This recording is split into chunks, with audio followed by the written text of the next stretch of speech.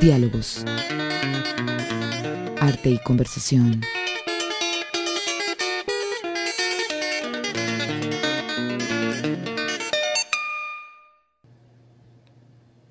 La única causa de la decadencia en la que se encuentra hoy la pintura es la pérdida total de oficio, de técnica.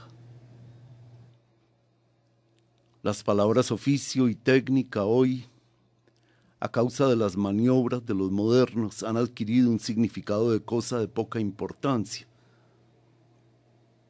de las que casi no es decente ni hablar. Las grotescas leyendas, creadas a propósito por los modernos para defender sus posiciones, leyendas como la espiritualidad y la inspiración, que según ellos están en la base de cada creación artística,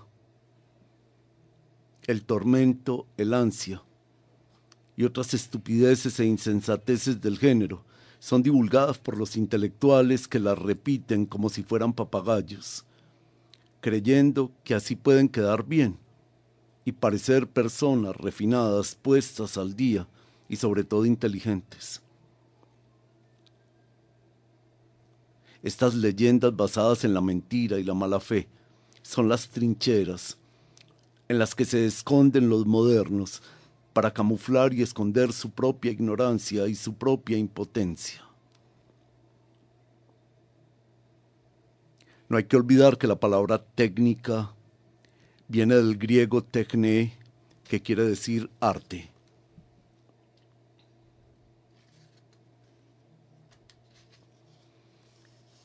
En una conferencia que dicté en Turín hace algunos años expliqué cómo toda la decadencia de la pintura, que desde hace mucho tiempo se ha transformado en un verdadero y auténtico hundimiento, ha tenido como principal causa el gran desarrollo industrial acaecido en Europa hacia la mitad del siglo pasado, que provocó la industrialización de los materiales para los pintores. Tal industrialización provocó, en un tiempo relativamente breve, la pérdida de todos aquellos principios, de todos aquellos sistemas que en el curso de los siglos permitieron el desarrollo del oficio del pintor y en consecuencia el desarrollo de la posibilidad de trabajar bien, lo que hizo que surgieran maestros en el arte de pintar y permitió la creación de tantas obras maestras que todavía podemos admirar en los museos y en las grandes colecciones. Todo el arte, o mejor el pseudoarte moderno, ha nacido de este hecho, y todas las tendencias, los llamados sismos, desde el impresionismo hasta las más recientes manifestaciones de la pintura abstracta, que no hay que olvidar que ya tiene medio siglo, son la consecuencia de esta pérdida del oficio, de esta incapacidad de trabajar bien, de crear una verdadera obra de arte, de esta pérdida de la gramática y del habla que han obligado a los pintores a buscar otras vías para engañar al prójimo y a veces a sí mismos para ganar lo suficiente para vivir. Esta es la pura y simple verdad sobre el origen de la pintura de hoy. Todo lo demás que se ha dicho y se dice al respecto es absolutamente falso y tiene el único fin de enmascarar la desesperada situación en la que se debate actualmente la pintura. Actualmente hay algunos pintores que han entendido, o han intuido más o menos, lo que estoy afirmando. Son esos poquísimos pintores que trabajan seriamente, que aunque no creen obras maestras dignas de ser firmadas por un Tiziano, un Rubens o un Velázquez, realizan obras dignas que toda persona de bien, sana de cuerpo y espíritu, tiene el gusto de colgar en las paredes de su casa. Lo que pasa es que estos rarísimos pintores honestos trabajan esparcidos. Ganan bastante porque todo pintor que hace una pintura digna de tal nombre encuentra siempre tarde o temprano quien se la compre. Pero como he dicho, trabajan aislados, no forman un bloque, no constituyen una masonería internacional con actividad totalitaria, como hacen los modernos. Yo siempre me he ocupado de la técnica. Siempre he pensado como pensaba y escribía Alberto Durero, que la técnica lo es todo en la creación artística. Desde 1918, cuando empecé a copiar en los museos de Roma y de Florencia obras de antiguos maestros, empecé a profundizar en el problema de la técnica. Desde entonces nunca he parado y he seguido siempre buscando, experimentando, haciendo y deshaciendo para dar a mi pintura calidades cada vez mejores y para poder trabajar con mayor seguridad y libertad. Buenos días. Los saludo en esta sesión de diálogos. Estoy completamente contento y me siento honrado con la compañía de María Manuela Márquez, pintora, joven estudiante de nuestra Universidad de Medellín, artista que se labra y se busca en este momento, que ha expuesto para sorpresa y gratitud de todos, y expone actualmente incluso en una galería en el municipio de Sabaneta. Te doy la bienvenida, María Manuela Márquez, y te invito a que conversemos. Buenos días, es para mí un placer estar hoy acá. Muchas gracias por la invitación. María Manuela, quise compartir contigo y con las personas que nos siguen en este momento este escrito del gran pintor Giorgio de Chirico, uno de los grandes maestros de la pintura del siglo XX, sin ninguna duda. Este fragmento de sus memorias, en el que hay una reivindicación tan radical, tan incondicional al oficio, a la técnica, a la disciplina y el cuidado del hacer pictórico, artístico. Y como me ha impresionado gratamente tu trabajo, y me ha impresionado además que te expreses en una técnica tan absolutamente exigente como es el óleo, además en formato de gran dimensión, quisiera que habláramos primero de ese punto. ¿Cuál es tu percepción de eso, del oficio, la técnica? ¿Cuáles han sido tus aprendizajes, tus maestros? Hablemos de tu relación con la técnica del óleo.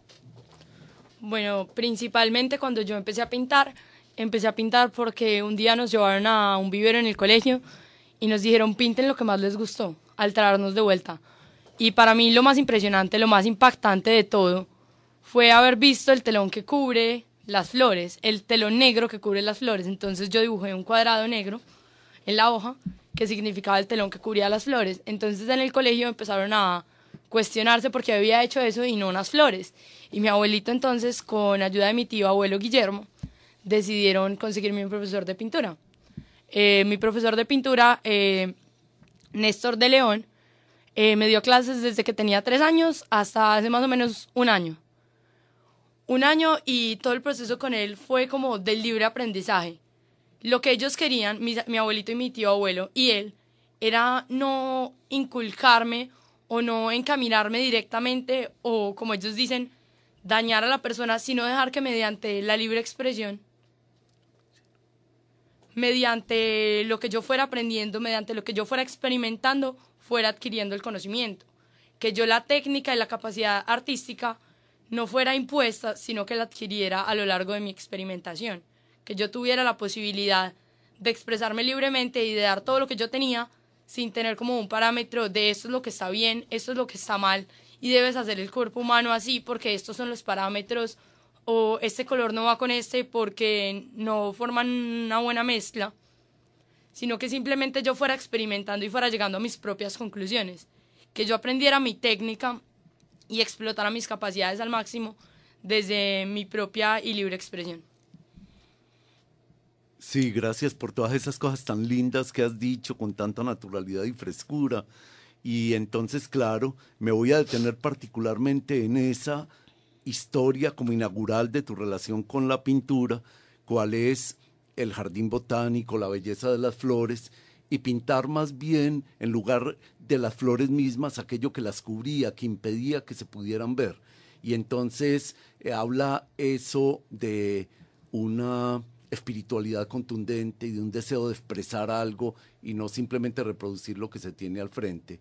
¿Cómo es esa idea tuya de expresar por medio de la pintura tus sentimientos, tus impresiones, tus pasiones? Bueno, principalmente lo que yo quiero expresar con mi pintura es como lo que siente el hombre, lo que el ser humano ha evolucionado, lo que el ser humano piensa. Una de mis últimas series es de duplicaciones. ¿Duplicaciones por qué?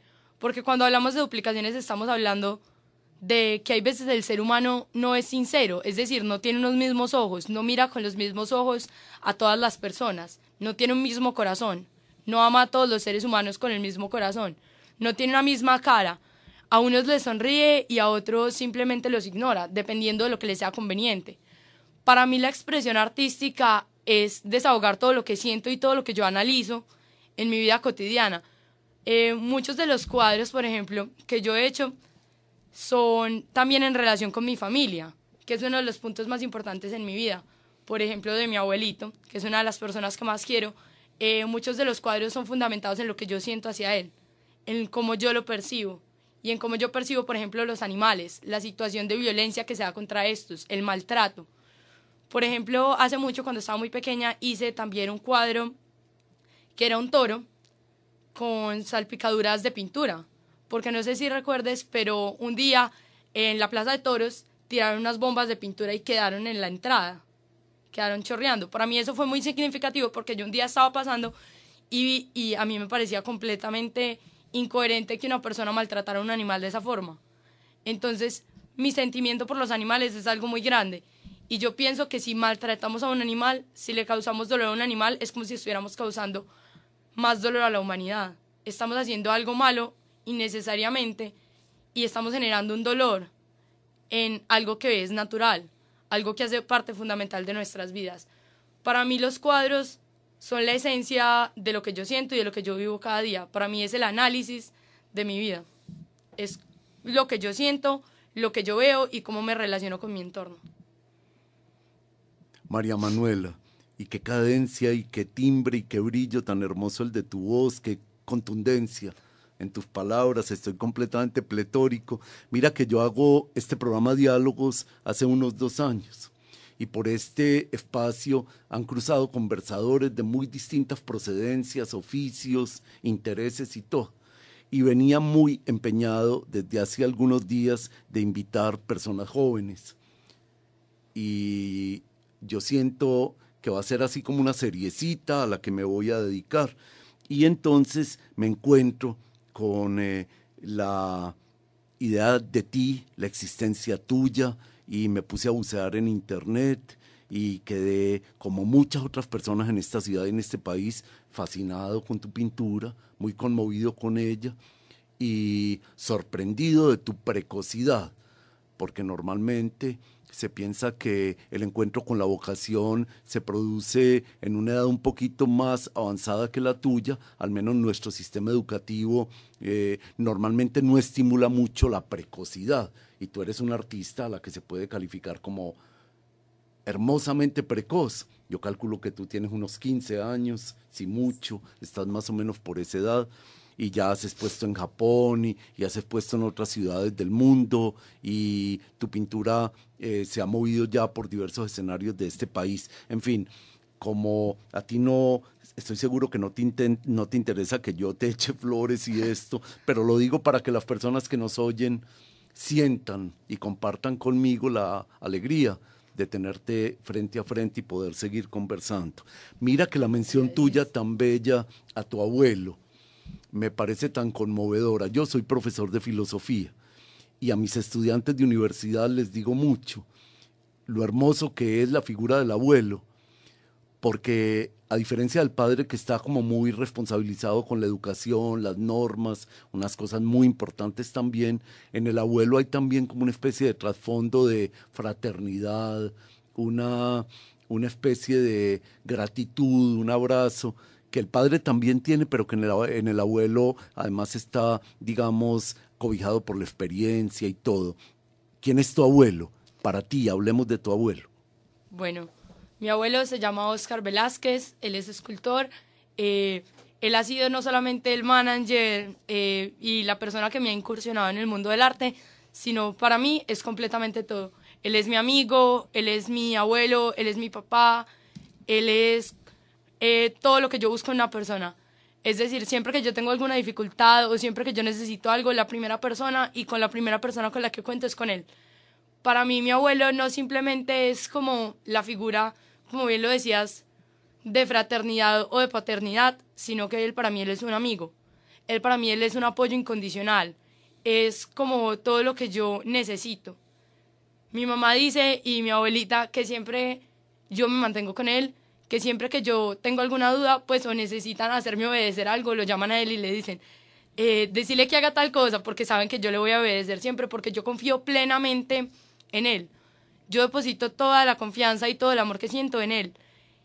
Es la figura como de un ideal que yo busco. Él es como el ideal de perfección que yo tengo. Él es cariñoso, él es amoroso, siempre que conoce a una persona tiene una súper buena relación con ellos. Para mí, él es como no solamente mi apoyo de vida, sino lo que yo quiero lograr, pues lo que yo quiero lograr hacer algún día con mi vida. Sí, qué homenaje tan lindo y bueno, me coloco en el lugar de don Oscar Velázquez y la emoción debe ser inmensa. Hay una cosa que dijiste hace un momento que llama mi atención y quiero invitarte a desarrollarla, y es el tema de la obediencia, el tema de las normas. Y va por este lado, una persona como tú que descubrió la chispa de la belleza y el llamado de una cierta vocación que ya es una realidad, la pintura, ¿cómo se ha movido en el mundo de la escuela? Las normas, los compañeros, las compañeras, los amigos, las amigas, perdón. Y te lo pregunto también es porque ser artista en el mundo escolar no es fácil. Algo que es tan especial puede convertirse en motivo incluso hasta de discriminación. No es fácil abrirse camino en la vocación. Hablemos de tu vida en la escuela y de tu percepción de ella. Bueno, la verdad, pues mi relación como con las compañeras del colegio, pues no ha sido como excelente, por decirlo así. Pues siempre había estado como sola y no había tenido como muchas amigas, tenía muchos problemas con ellas, me dejaban sola, me invitaban a una parte y luego se iban, porque era como todo este proceso de que ellas eran completamente diferentes a mí, entonces como que no teníamos como un punto focal del cual hablar o algo en el que yo podía coincidir con ellas. Simplemente éramos completamente distintas. Entonces yo generalmente en el colegio me mantenía sola o pues no tenía muchas amigas. Sin embargo, tuve la posibilidad desde que estaba muy chiquita de tener clases particulares de instrumentos, por ejemplo, como lo es el piano. Yo recibía desde los 3 años clase en Bellas Artes de piano y ahí conocí unos de mis mejores amigos. Donde yo sentía que podía compartir y tenía un punto en común con alguien. También, por ejemplo, en clases de idiomas, como lo es el francés. Yo encontré como las amistades que tengo y la fraternidad y todo este cuento de las relaciones como con los amigos y los compañeros por fuera del colegio. Como más por el enfoque de las artes y el enfoque de lo cultural de lo que yo asistía, más que en el colegio. Sin embargo, ya hace como un año tuve una experiencia muy bonita. Estuve con 2 niñas del Teodoro Hertz que me ayudaron muchísimo porque me dieron como unos tips para tener una mejor relación con las compañeras del colegio. Y eso fue, por decirlo así, una salvación completa para la vida escolar mía. A partir de eso yo empecé a crecer como persona, empecé a ser mucho más alegre y es el momento en el que yo en este momento puedo llegar al colegio y sentarme con cualquier persona y me voy a sentir completamente integrada y completamente aceptada. Pero porque yo generé un cambio a raíz mío, un cambio en el que yo entendí que tenía que, más que ser aceptada por ellas, aceptarlas a ellas porque yo era la diferente, no ellas, sino yo. Entonces el cambio debería de haber sido en mí, una sensibilización por parte mía. Y ya a partir de eso tuve un mejoramiento excelente en mi relación con todas mis compañeras, pero al principio, durante los primeros años de colegio, fue completamente traumático. Sí, gracias por tu franqueza y por regalarnos esas vivencias y al mismo tiempo por compartir la alegría de tu nuevo momento en relación con un fenómeno tan difícil como es el de las formas de violencia escolar, las formas de exclusión, de discriminación y todo. Mira que quiero que nos situemos en este momento en el escenario de tu estudio. Hay unas reseñas muy hermosas en la internet tuyas y una que me llamó particularmente la atención, un detalle, es que los que viven contigo, tus familiares, dicen que tu casa está convertida como en un taller de pintor y de pintura. No en vano, no podría ser de otro modo si pintas cuadros de 2x2 en formatos gigantes y óleo, que es un material como tan contundente, es decir, que exige como cierta, entre comillas, cocina, elaboración y todo. Entremos a tu taller imaginariamente en este momento y cuéntanos cómo empiezas tú una jornada de pintura y cómo la desarrollas. Bueno, principalmente pues es verdad, la casa está como acondicionada para convertirse en un taller de pintura. El balcón se convierte en el taller de pintura. Se le colocan como unos telones para proteger el piso y las paredes.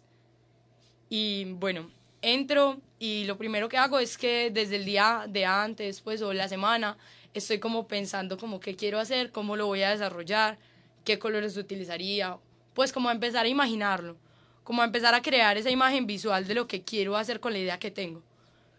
Luego llego y de una, no, pues muchos de los artistas hacen como un boceto previo o hacen una cuadrícula y luego le pasan. Simplemente yo llego con el lápiz, lo dibujo en el lienzo, reviso que la proporción esté como yo quiero, que todo me haya quedado como más o menos bien ubicado y ya inmediatamente, como sin mucho trabajo previo, empiezo a jugar con la pintura, a jugar con los colores y a darle forma a la idea que yo tengo en mi imaginación, a traerla a la realidad.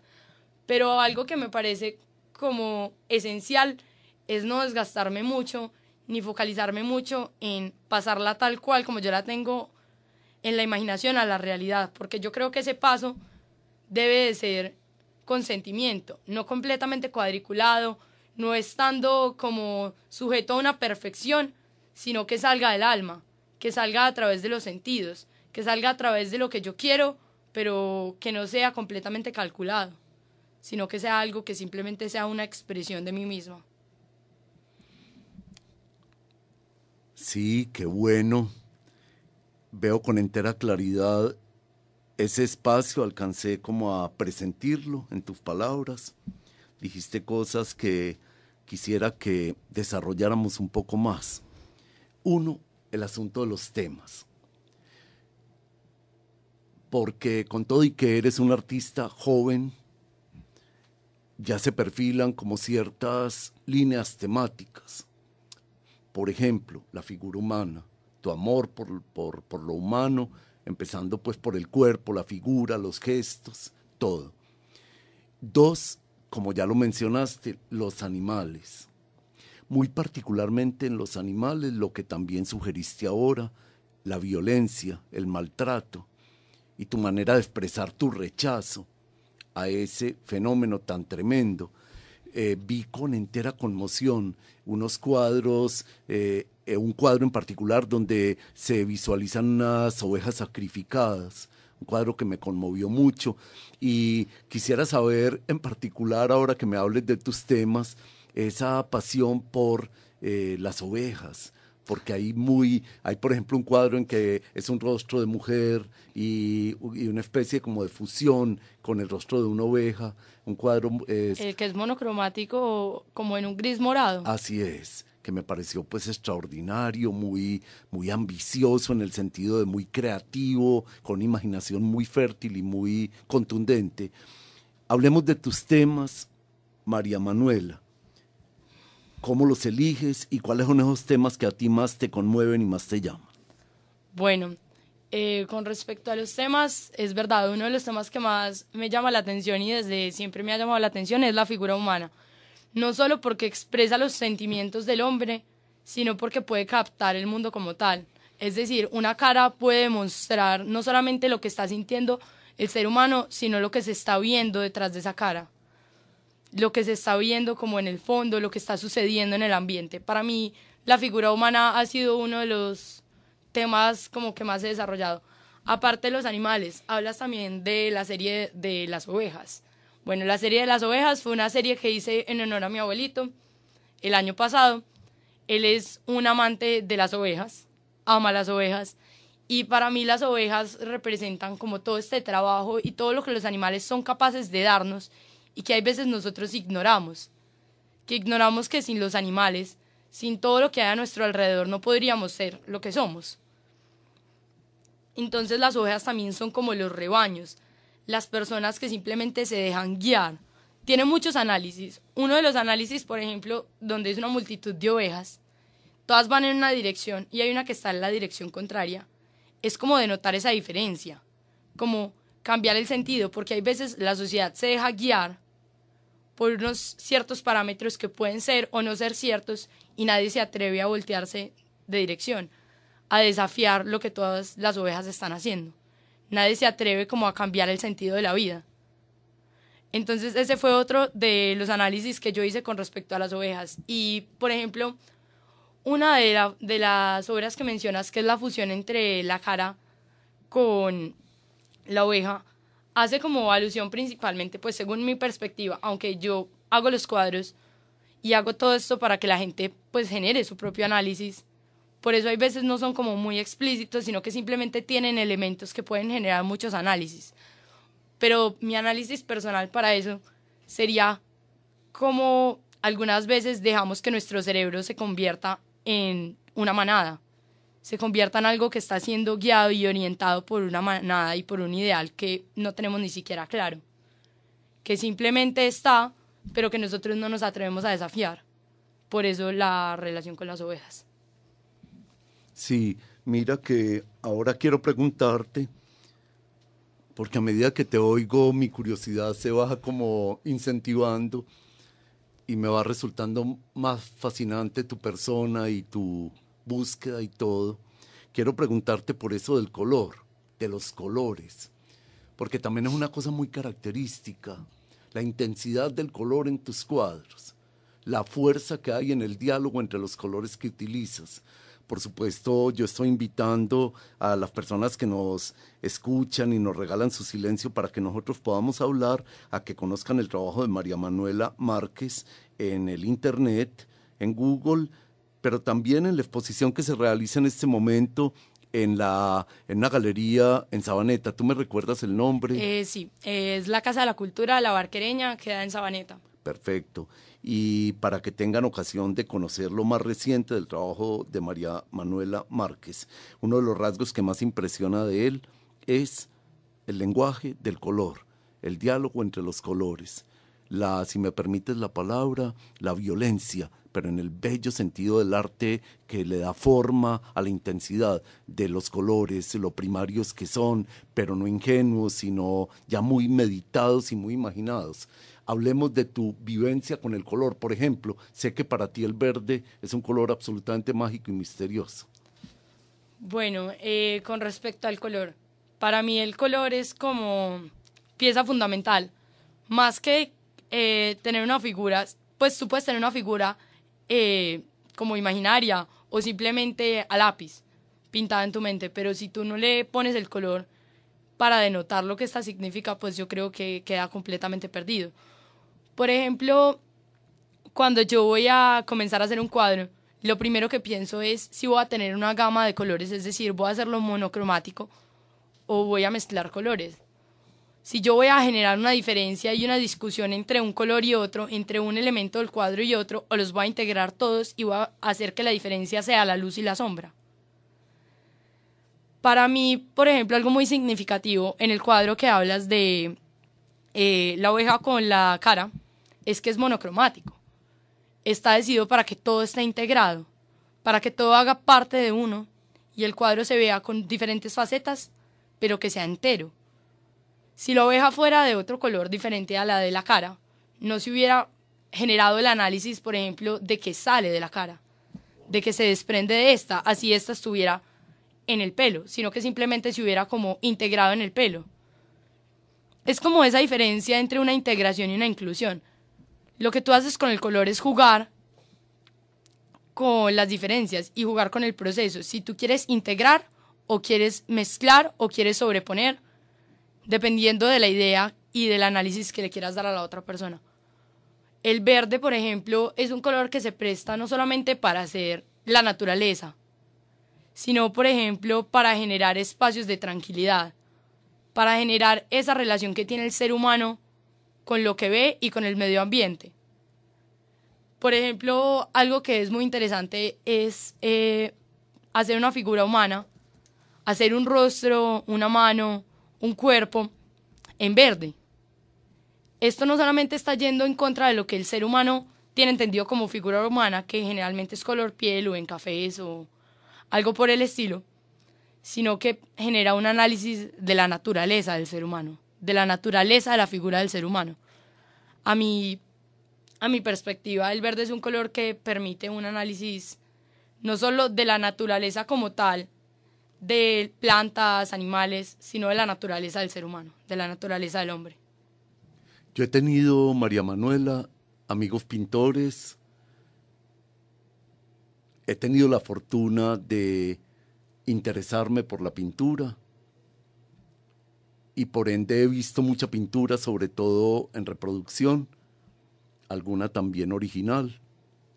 Y he leído mucho y eso me encanta, por eso esto de Giorgio de Chirico que leímos al principio, me encanta lo que dicen los pintores de su oficio, cómo se refieren a él, cómo lo meditan, cómo lo piensan. Y una de las constantes es el terror a las superficies gigantes. Muy pocos pintores en realidad se le lanzan y le apuestan a formatos grandes. Lo más común es el formato pequeño o sobre todo el mediano. Y entonces me impresiona también de ti que todos los cuadros que uno ve tuyos, o la gran mayoría, son de formatos que yo calificaría de gigantescos. 2x2 es un vacío tremendamente difícil de llenar y un espacio difícilmente concebible y armonizable con colores y expresión. Hasta donde uno puede saber por qué tomaste la decisión del formato grande, a qué se debe que necesites espacios de esa dimensión para expresarte. Bueno, algo muy importante por lo que yo decidí tomar el formato grande es porque yo siento que si tengo un espacio como que es intermedio, o sea, que no es ni muy pequeño ni muy grande, yo no voy a tener como la capacidad de o llenar muy poquito o llenar mucho. Y generalmente cuando yo empiezo a pintar, se me va la mano. Empiezo a hacer y hacer y hacer y hacer y cuando veo ya el cuadro está lleno, ya no tengo por dónde más meterle nada más. O por ejemplo hago un rostro y el rostro lo dimensiono por ejemplo para llenar la mitad del cuadro. Y cuando lo voy a plasmar, digo no, pues no va a funcionar, lo tengo que agrandar. Entonces por ejemplo esa era una de los factores que más me impedía estar en un formato mediano, como el no poder expandir o contraer a la escala que yo quisiera lo que iba a hacer. Porque, por ejemplo, en algunos de los cuadros de gran formato que tengo, se encuentra que es un elemento pequeño en un gran espacio, llenándolo con un fondo y llenándolo con una luz y un color, pero verdaderamente el elemento inicial es pequeño. Algo que no permite el formato mediano es expandir o achiquitar en dimensiones exageradas lo que uno quiere hacer. Pero, por ejemplo, también he tenido una buena relación con los formatos muy pequeños, como lo son los relojes. Usualmente he pintado en corbatas, en relojes, en superficies muy pequeñas, pero no me gustan los cuadros pequeños, es algo un poco paradójico. No me gustan las cosas medianas, pero sí me gustan las extremadamente pequeñas y las extremadamente grandes. Es como esa noción del espacio que yo poseo con las cosas medianas, que yo siento que me están estandarizando y me están midiendo lo que debo de hacer. Y podríamos quedarnos, siento yo, un rato largo hablando del oficio, porque en realidad cuando uno te oye, o al oírte yo, inmediatamente percibo hasta dónde tienes incorporada la reflexión del oficio y me sorprende mucho eso, porque uno podría encontrarse con una niña como tú, una muchacha como tú, a quien le apasiona pintar, pero que no tiene mucha capacidad para decir eso que hace. Y lo sorprendente en ti es que no solo lo haces, sino que hablas con mucha lucidez de lo que haces. En fin, podríamos quedarnos en eso, pero yo también quiero seguir acompañando a María Manuela en su ser, que no es solo ser de pintora, sino de muchacha que estudia en un colegio, que se mueve en una ciudad tan bella y tan compleja como Medellín, y que intenta desarrollar acá, en este momento, variedad de talentos. Ahora que hablé con tu abuelo, antes de entrar acá a la cabina, me saludé y me conocí con él, me habló con una alegría y con un orgullo tremendo de tu multitud de talentos. Me habló de tu pasión por los idiomas, me habló de tu amor por la música, de tu amor por la danza. Yo leí que querías estudiar medicina, no sé si ya has cambiado de idea o te quieras dedicar al arte exclusivamente. En fin, sigamos construyendo este retrato de María Manuela Márquez. ¿Cómo es esa, digamos, convivencia de talentos? Me acordé de un autor que yo quiero mucho, que se llama Elías Canetti, que se quejaba porque la educación normalmente potencia en los jóvenes y en los niños un único talento en contra de otros talentos, apagándolos o descuidándolos, que por el contrario la educación tenía que tener la capacidad de dejar que una persona cultivara al mismo tiempo diversos talentos. ¿Cómo vives tú en medio de esas aficiones, esos talentos? ¿Qué es lo que a ti te gusta hacer? ¿Cuál es como la jerarquía en la que te mueves? ¿Cómo son tus días, tus noches, tu vida? Bueno, yo creo que la educación, como tú hablas, de cultivar varios talentos, eso fue uno de los ideales principales que tuvo mi abuelo al momento de generar como unos parámetros para mi educación. Él y mi mamá y pues toda mi familia estaban de acuerdo con que uno debería de cultivar entre más cosas pudiera, más. Todo lo que se puede hacer, todo lo que alcance el tiempo para, todo es completamente válido. Bueno, generalmente en mi vida cotidiana, pues por decirlo así, mi semana, se focaliza en clases de guitarra, piano, pintura, flauta traversa, alemán, francés y estar en el modelo de las Naciones Unidas que tiene mi colegio, que es otra de las cosas que más me gusta hacer, fuera de la música y los idiomas. Es un proyecto que tienen muchos de los colegios en Medellín y está orientado a la solución y búsqueda de diálogos de los jóvenes. Es como generar esa conciencia global y esa conciencia de humanidad en los jóvenes.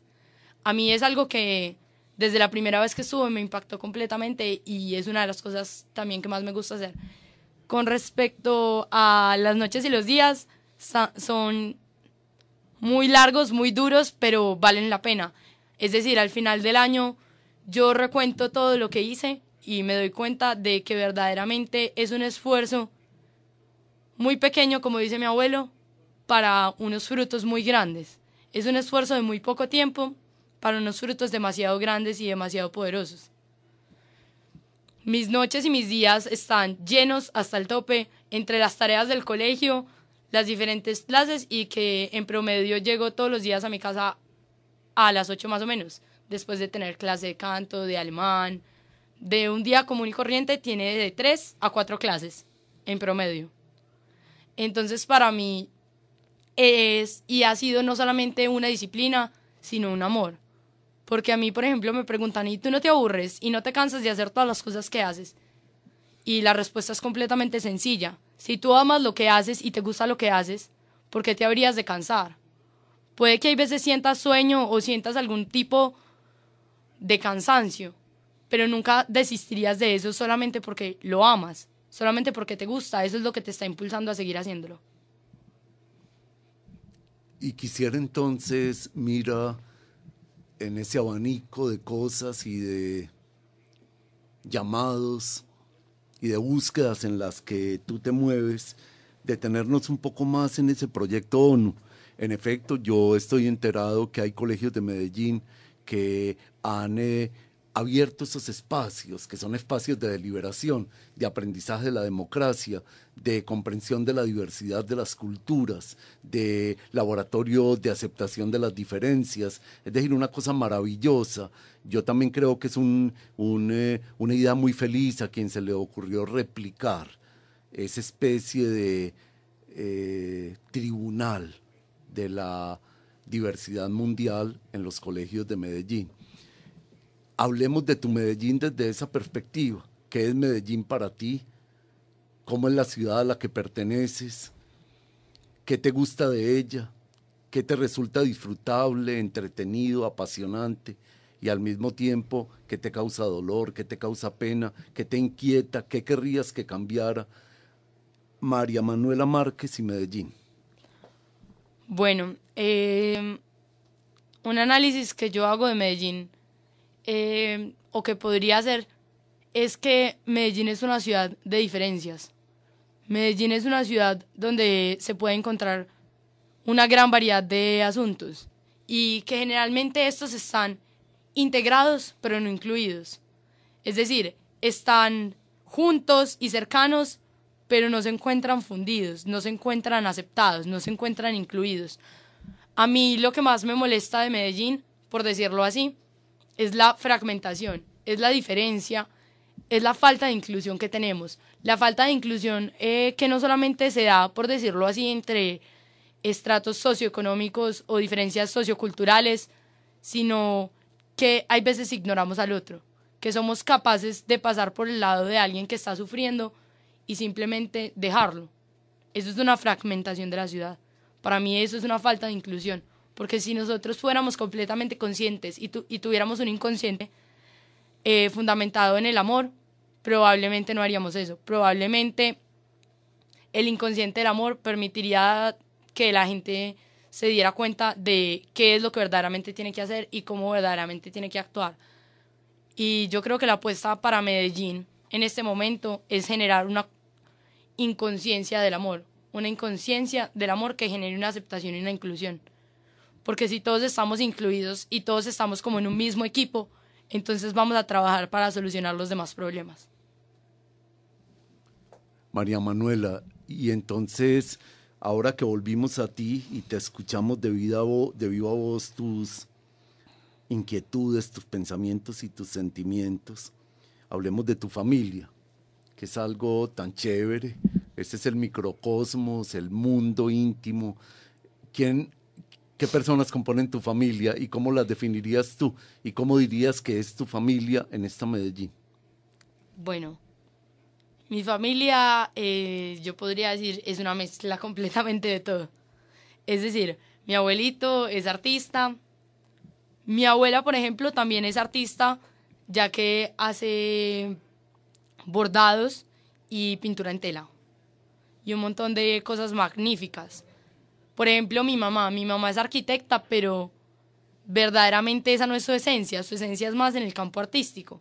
Ella se desenvuelve en crear y generar un montón de ideas magníficas, no solo para lo que a ella le gustaría hacer, sino, por ejemplo, para generar comidas y demás. Mi papá es administrador de empresas, es como una parte a la lógica también de la familia.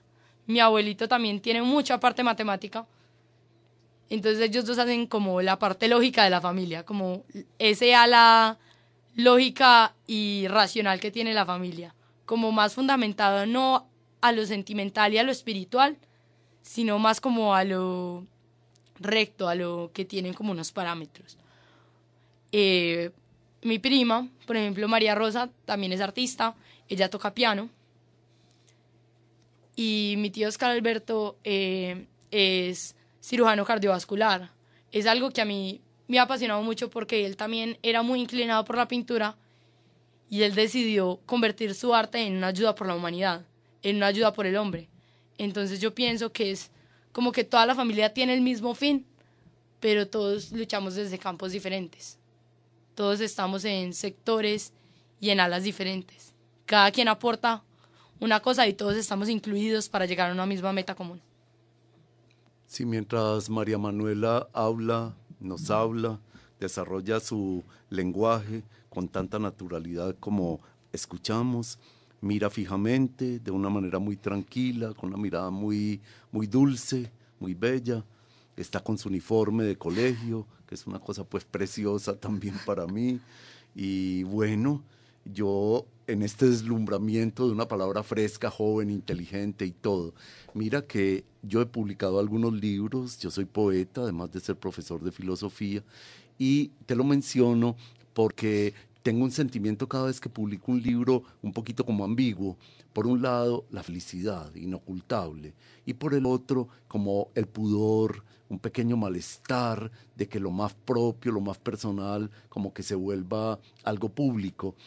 Te hago esa reflexión porque has expuesto varias veces tu pintura y esas exposiciones han viajado y tus cuadros se conocen en el Japón, como dije hace un rato, y menciono lo del Japón porque fuiste premiada en una gran muestra de pintura mundial.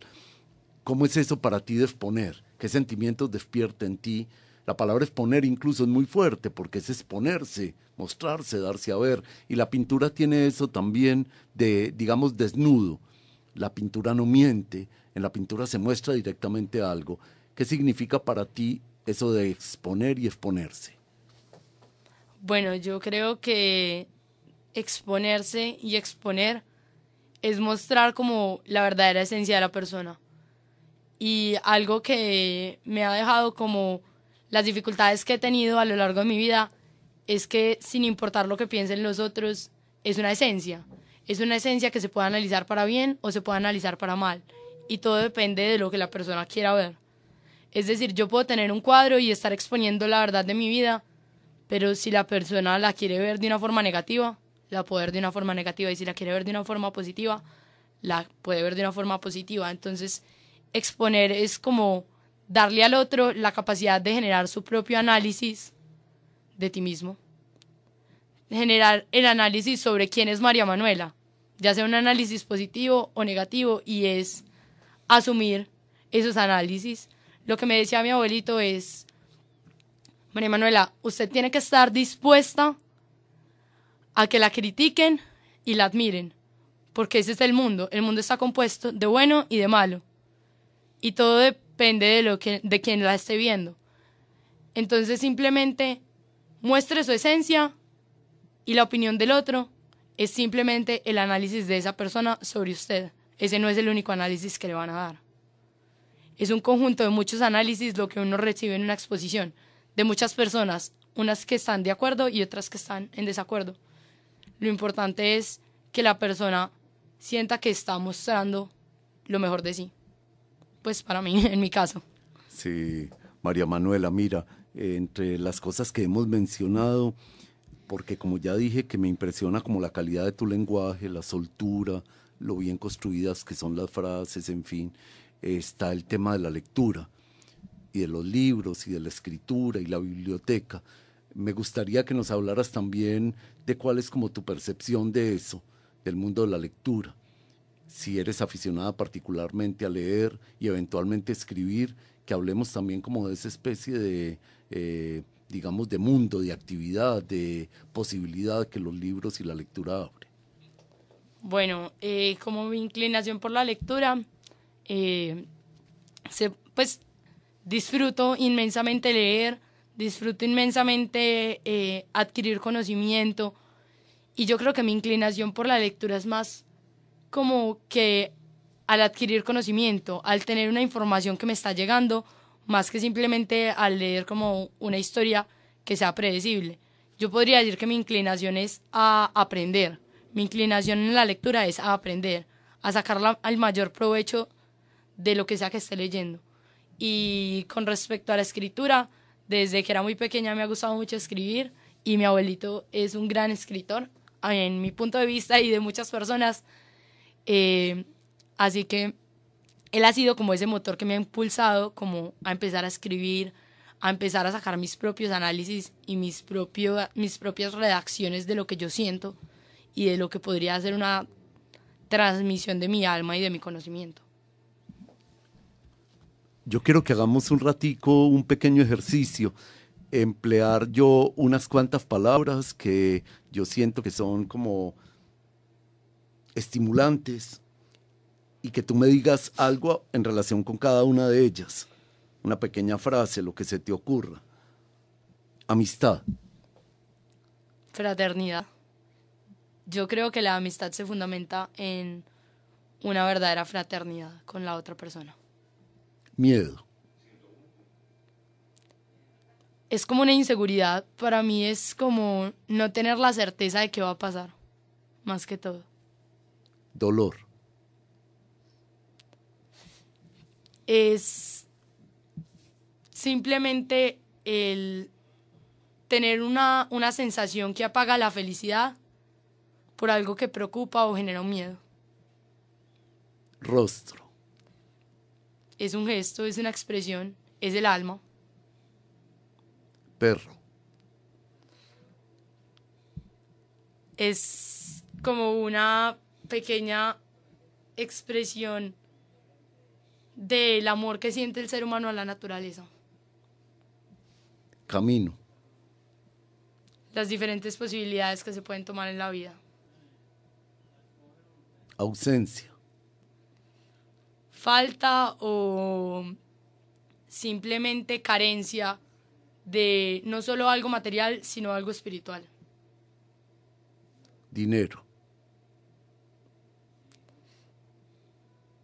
Es algo que nos permite obtener, pero que también nos impide tener. María Manuela. Un ser como cualquier otro que busca expresarse. Mira, María Manuela, hay esto de los oficios y el futuro, y la combinación y la armonización de los talentos, las inclinaciones. Estás en 10º grado, eres pintora, tienes un nivel merecido de reconocimiento que permite augurar un recorrido lo más de fabuloso, magnífico. ¿Qué quieres hacer a partir de ahora que termines tu bachillerato? ¿Cuál es como tu proyección y tu expectativa con la vida? Bueno, sinceramente, una de las opciones que no he considerado como a lo largo de mi vida es ser artista. Pues no enfocarme en otra carrera, sino simplemente expresar mi talento artístico. Siempre he buscado como algo que me permita adquirir la mayor cantidad de conocimiento posible. Las dos inclinaciones más grandes que tengo son hacia la medicina y hacia el derecho, porque yo creo que mediante estas dos carreras se busca ayudar al ser humano, ayudar y generar algo en el otro, crear algo que permita facilitarle la vida al ser humano, y ese es como el objetivo de vida que yo tengo. Entonces, ¿cuál de los dos enfoques le dé?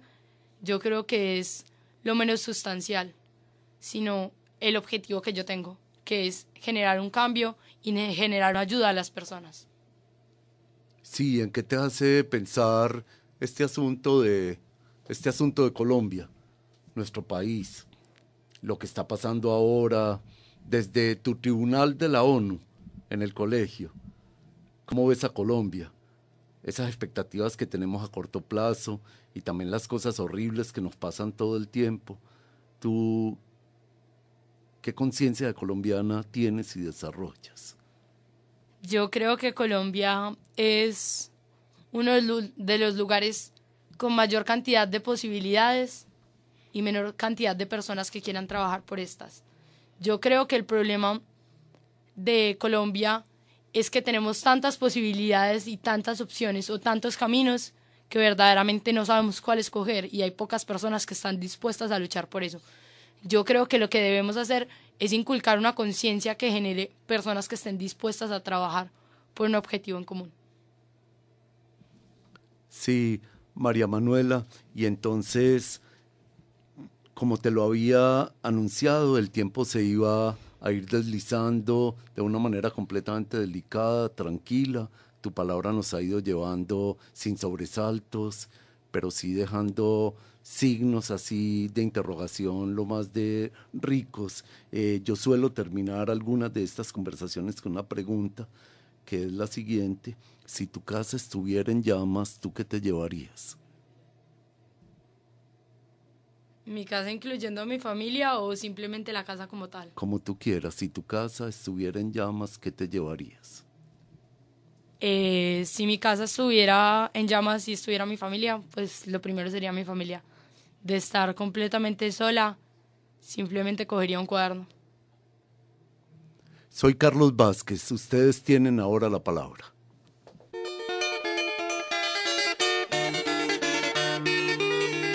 Diálogos. Arte y conversación.